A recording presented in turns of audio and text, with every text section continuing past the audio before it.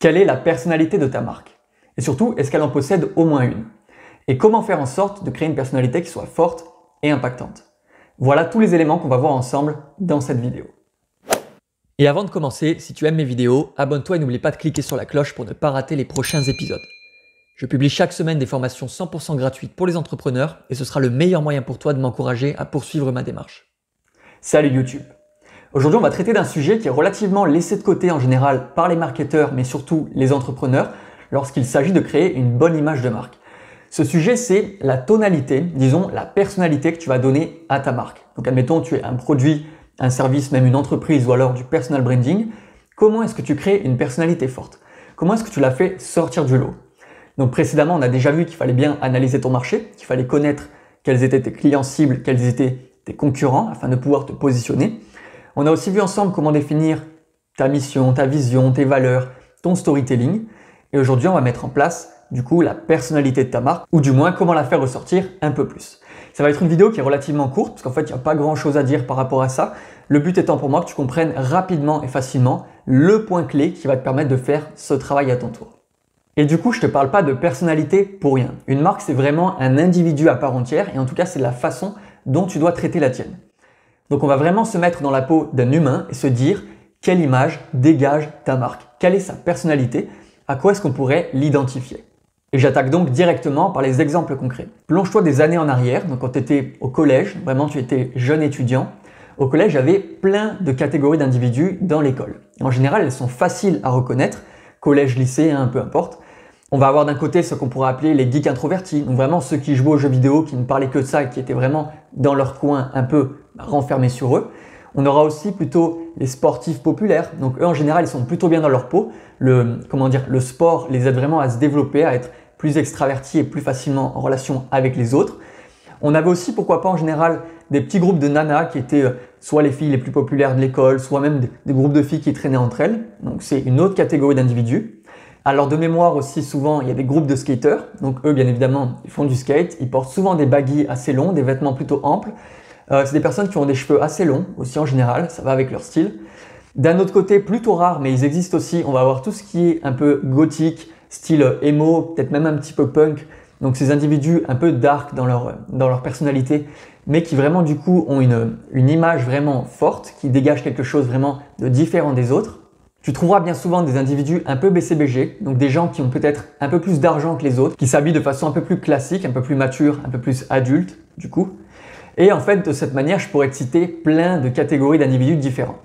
À chacune de ces catégories correspond du coup un type de personnalité. Les gens, de base, ont une volonté de s'orienter vers ce qui leur ressemble et en tout cas de passer du temps avec des individus qui partagent les mêmes hobbies qu'eux. De même, rejoindre un groupe peut aussi te faire évoluer, donc ça va dans les deux sens, pour devenir un peu plus comme les individus qui sont dans le groupe en question. C'est identifiable à l'école comme je viens de le faire, mais c'est aussi identifiable à la fac ou même dans le monde professionnel. Donc tu auras par exemple ceux qui sont un peu plus citadins versus ceux qui sont un peu plus campagnards. En général, ça se reconnaît dans leur façon d'être, leur façon de s'exprimer, même leur perception du monde au sens large. En fonction de l'orientation politique des gens, du coup leur personnalité va aussi changer. Ça a un impact, c'est facile à reconnaître. Selon la religion qu'ils possèdent aussi, on reconnaît du coup des patterns, des schémas de pensée différents. Et bien évidemment, le statut marital, le fait d'avoir des enfants, tout ça va aussi impacter ta personnalité ou la personnalité des individus que tu vas observer. Donc très bien, tu vas me dire, ok Kenny, t'es gentil, il y a des personnalités, les gens sont différents, t'as les cools, les moins cools, les sportifs, les moins sportifs, etc. Quel est le rapport avec ma marque? Eh bien le rapport en fait il est très simple. Tu vas devoir toi-même donner une espèce de coloration, un petit peu ce type de personnalité à ta propre marque, à toi. Et ce, quoi que tu vendes, c'est vraiment très important que tu en prennes conscience dès maintenant. Il va falloir pour te démarquer que tu dégages quelque chose de plus que simplement un produit ou un service. Il faut vraiment que tu mettes en avant qu'on puisse faire une connexion spécifique avec ta marque. Cette connexion, elle ne correspondra pas à tous les segments de marché et c'est bien l'objectif. Le but, c'est vraiment qu'elle s'adresse à un segment de marché ciblé que tu vas viser en priorité. Bien évidemment qu'elle ne rejette pas les autres, mais vraiment qu'elle crée une attache plus forte avec eux. Avec le temps, ta marque pourra s'élargir progressivement, mais au départ, lorsque tu lances une offre, il est primordial pour toi que tu sois vraiment niché sur quelque chose de très précis. Donc, réfléchis bien à ta personnalité. Est-ce que tu vas être dans le tutoiement ou le vouvoiement? C'est très important de savoir ça lorsque tu t'adresses à tes clients. Sachant que je tiens à mettre en avant le fait que tutoyer ou vouvoyer, ce n'est pas un signe de respect ou de non-respect. c'est vraiment un signe de proximité avec les individus. Tu peux tutoyer un proche dans ta famille, tu le respecteras tout autant qu'un étranger que tu vas vous voyer. Donc c'est pour te dire qu'il y a une différence entre les deux choses. Donc est-ce que tu tutoies, est-ce que tu vous vois? Est-ce que tu vas avoir tendance à parler souvent, à t'exprimer régulièrement sur tes réseaux sociaux et dans ta communication? Ou est-ce au contraire tu vas être un peu plus en retrait et vraiment laisser tes produits, tes services parler pour eux-mêmes? C'est important de savoir ça aussi. Dans ta communication, est-ce que tu vas utiliser beaucoup de visuels? Est-ce que tu vas vraiment être dans la représentation le plus souvent possible? Ou alors est-ce que tu vas plus être orienté sur les mots et sur le sens des choses directement? Même chose, il faut que tu saches trancher ce sujet-là, il faut que tu fasses un choix de ce côté-là aussi. De même, est-ce que tu vas être un peu plus dans l'humour, donc faire un peu plus de vannes, essayer de faire rire ton audience souvent? Ou est-ce qu'au contraire, tu seras un peu plus sérieux, moins dans l'humour, en délivrant des informations peut-être du coup un peu plus sérieuses, un peu plus précises et concrètes? Il est très important pour toi de savoir de quelle manière est-ce que tu vas te positionner. Est-ce que tu vas être le skater de ton école? Est-ce que tu vas être le beau gosse sportif de l'école? Est-ce que tu vas être le geek introverti? Il n'y a aucun choix qui sera le mauvais choix. Vraiment, toutes les marques peuvent exister et chacune aura sa place sur ton marché. Bien évidemment, l'objectif ici, c'est de faire un choix en fonction de quelle est la place qui est la plus intéressante à prendre et du coup d'adapter ton marketing en conséquence. Enfin, dernier exemple, est-ce que ton marketing sera plutôt orienté sur le clash, donc le fait vraiment d'essayer de retourner un petit peu les leaders sur le marché, ou est-ce qu'au contraire, tu seras vraiment dans une posture un peu plus sérieuse, un peu plus en retrait par rapport aux autres, qui vraiment se focalise sur les besoins de tes clients? Ce sont vraiment deux stratégies différentes.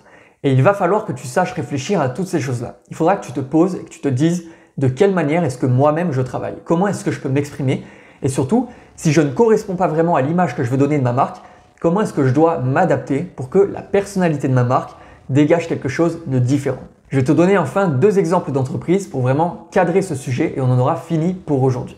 On va commencer par Monoprix, donc vraiment l'enseigne de supermarché. Eh bien Monoprix est connu par tous ses clients pour être une marque qui fait beaucoup de jeux de mots. Alors les jeux de mots sont souvent de très mauvais goût, sont souvent pas très drôles et en général quand ils font rire, ils font simplement souffler du nez. On va pas se taper des grosses barres en regardant quelque chose de Monoprix.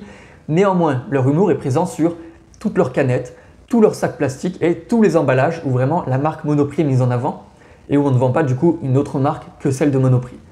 Eh bien Monoprix du coup a vraiment su s'imposer dans le milieu de la grande distribution grâce à cette personnalité, grâce à ce branding qui vraiment marque une différence avec les autres. Un deuxième exemple ici pourrait être Rolex.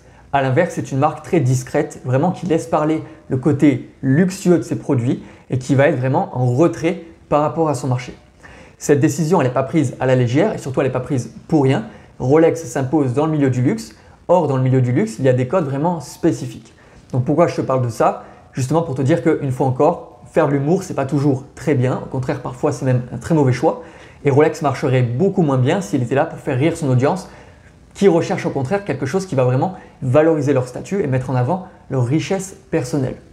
Donc ton objectif à toi, c'est de savoir que veut ton marché, comment est-ce que tu peux te positionner de façon intelligente par rapport à cette industrie et du coup mettre à plat tous les critères qui te sembleraient pertinents. Bref, créer une identité qui sera forte pour ton branding. J'espère que ce sujet un petit peu rapide te sera utile. C'est un format que je voulais tester, vraiment quelque chose de simple et efficace. Dans la prochaine vidéo, on abordera ensemble le fait de trouver un nom de marque efficace pour ton entreprise. Et en attendant, je te souhaite bon courage, mets bien à plat ta personnalité de marque et on se dit ensemble à la prochaine vidéo.